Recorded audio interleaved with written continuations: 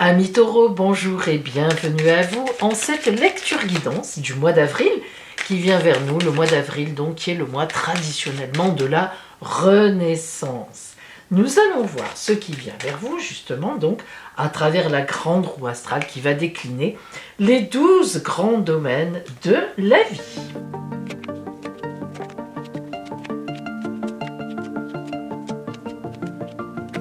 Alors nous commençons par la maison 1, c'est-à-dire l'énergie qui va véritablement vous accompagner pendant ce mois d'avril. Et nous avons la papesse. Alors la papesse, c'est un personnage qui représente une gestation, la préparation de quelque chose d'intime, que l'on ne dévoile pas comme ça devant tout le monde. D'ailleurs la papesse, c'est une des cartes qui marque les femmes enceintes ou l'attente d'un enfant, c'est pour vous dire. Donc c'est une gestation. Vous préparez quelque chose, vous y travaillez et en face, très belle carte, en face de vous, humainement parlant réellement, l'empereur. Alors l'empereur peut représenter votre compagnon ou votre compagne. L'empereur, ça représente une personne très fidèle, digne véritablement de confiance complètement. C'est un personnage, que ce soit un homme ou une femme, sur qui on peut s'appuyer, qui apporte de véritables conseils, qui est une véritable aide, un véritable partenaire sur la route.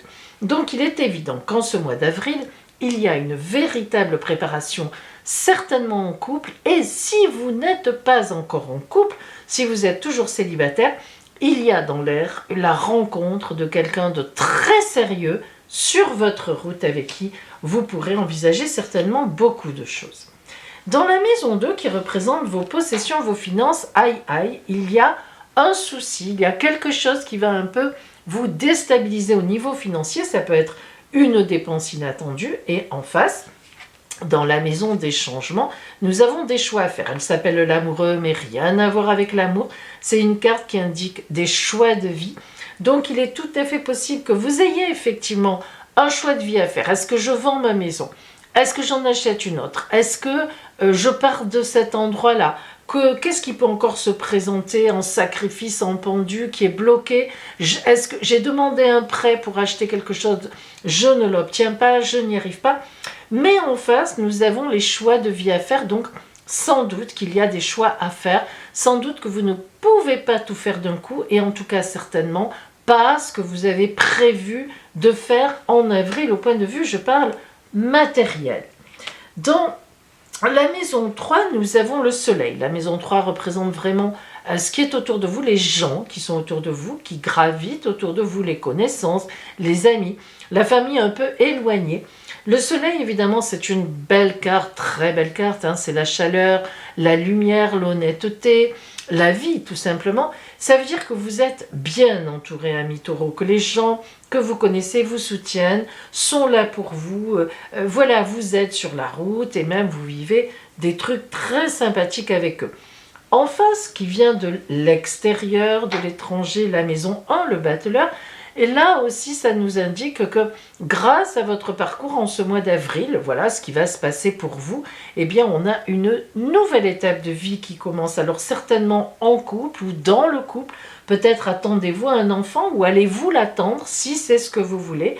Par exemple aussi, ça peut être ça si vous êtes déjà en couple, mais il est évident que quelque chose de nouveau vient vers vous qui sera formidablement bien éclairé sur votre route et qui représentera une nouvelle étape de vie. Et il faut dire que les gens qui sont autour de vous seront très heureux et vous aideront dans ce parcours. Dans la maison 4, qui représente véritablement donc le foyer, là où l'on vit, on a la justice et la maison Dieu. Alors pour moi, il est évident, enfin la maison Dieu en face, excusez-moi, dans la maison 10, un peu l'objectif justement du mois qui vient vers vous. Alors c'est quoi ? Eh bien, la maison Dieu, c'est ça. Alors on a la justice sur le foyer, ça nous ramène un petit peu à ici, à vos possessions, il y a un souci, il y a un litige, est-ce que vous avez un litige avec quelqu'un ? Est-ce que vous êtes embêté parce que, je ne sais pas, vous n'obtenez pas le prêt, vous avez déjà libéré l'appartement, vous avez vendu le vôtre, vous étiez en location, vous avez dénoncé le bail, or ça se passe mal, vous avez un souci sur le foyer. Alors c'est pas dramatique, il ne faut pas non plus dramatiser, mais quand même, il y a quelque chose qui arrive et qui va vous ennuyer, qui va vous bloquer, qui va vous embêter. C'est une déception, il y a quelque chose qui ne marche pas comme vous l'auriez voulu, et la carte de la justice montre un petit peu ça, c'est-à-dire qu'en fait, on a un litige. Alors, pas forcément, ne vous inquiétez pas, un litige juridique vraiment, mais un litige. C'est-à-dire que vous êtes obligé de remettre un peu en question par rapport à votre foyer ce que vous aviez prévu. Il faudra gérer cela. Au point de vue du bonheur en amour en général, le bonheur sur vous, on a le mat, le fou, c'est celui qui reprend sa route. Donc on voit bien qu'on termine une étape pour en commencer une autre, pour aller vers une autre étape. On est en transit entre deux choses dans ce bonheur. Ça peut représenter la rencontre, ça peut représenter en couple un événement que l'on prépare comme l'achat d'une maison mais qui est un peu en difficulté, comme un enfant à venir, ça c'est possible aussi. Et donc en face, on a la force, magnifique carte dans donc la maison des grands projets. Alors vous voyez bien que quand il s'agit de couple, quand il s'agit d'amour, vous êtes porté. On est dans du grand positif. Donc des choses bonnes qui se développent pour vous en amour, dans le relationnel, une avancée, compagne, compagnon, rencontre. On est dans quelque chose qui est bon. Dans la maison 6, qui représente votre quotidien, les énergies qui vont être, vous vous levez le matin, vous vous couchez le soir, qu'est-ce qui va vous accompagner en ce mois d'avril? Nous avons la tempérance, qui est une carte de grande communication. Donc on voit bien que tout ce mois, vous allez communiquer. Vous allez porter des demandes, demander des conseils, signer des papiers. Il y a une grosse activité dans la communication, les emails, les messages. On est en communication. Alors ça peut être évidemment dans vos affaires, vous allez essayer de régler ce qui se pose ici, qui est un peu compliqué par rapport à chez vous, votre foyer, votre maison, peut-être une possession que vous avez, peut-être un locataire qui ne paye plus, bref, ce genre de choses-là. Et en face, nous avons l'ermite, c'est celui qui réfléchit. Donc ça ne se réglera pas en avril, mais déjà dès le mois d'avril, vous prendrez tous les contacts possibles, vous commencerez à prendre les contacts pour effectivement que tout cela se règle. Donc une difficulté matérielle, elle existe, nous ne dirons pas le contraire, qui vous bloque, qui vous met un peu dans la panade, ça n'était pas prévu. Mais par contre, au niveau relationnel, ça fonctionne très bien. On a même l'idée d'une personne qui vous soutient énormément, voire même d'une rencontre extrêmement porteuse pour la suite. Donc vous voyez, on est un peu sur deux plans. Un plan qui est complexe, matériel, qui peut remettre en question certaines choses, en tout cas en avril, et un plan, alors par contre, très porté, très porteur, qui est un plan relationnel. Alors justement, nous allons zoomer sur ce côté relationnel pour préciser un petit peu, voir ce qui se passe.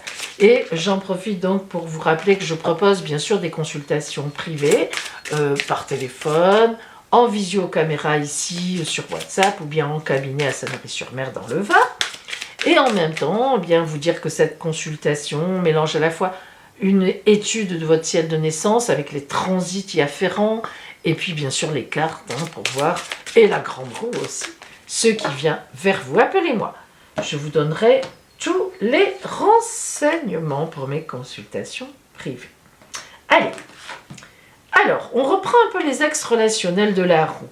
Nous avons d'abord la papesse et l'empereur en face, qui en union sont formidablement porteurs de sens, de couple, d'un couple qui avance, qui fonctionne, qui a un projet, qui est en gestation, un projet d'amour, un projet de couple. Si vous êtes célibataire, on a l'idée vraiment d'une rencontre avec quelqu'un de très sérieux qui vient vers vous. Dans l'axe 3-9, qui est aussi un axe relationnel important, nous avons le soleil, vous êtes soutenu par les vôtres, par les gens que vous connaissez, et même on part sur une nouvelle étape de vie. Peut-être même pourrez-vous matériellement demander un peu d'aide finalement, plus que prévu, et vous serez écouté. Et enfin, dans l'axe du bonheur en amour, on a un nouveau départ, quelque chose qui s'annonce, un transit, on change de vie, on change de but,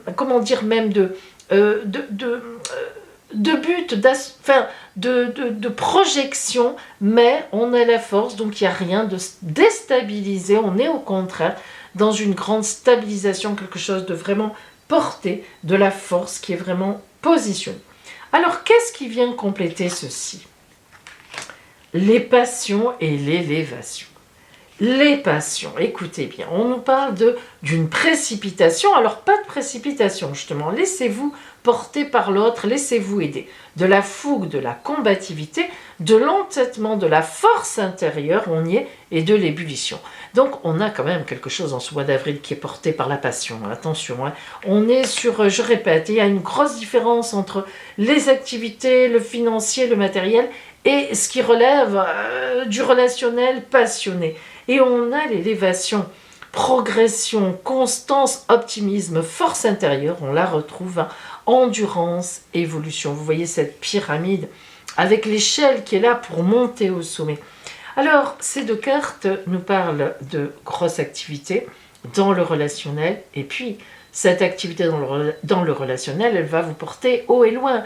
Que ce soit une rencontre ou que ce soit un couple, que vous demandiez de l'aide pour arriver à votre objectif, on y est, vous montez vers votre idéal.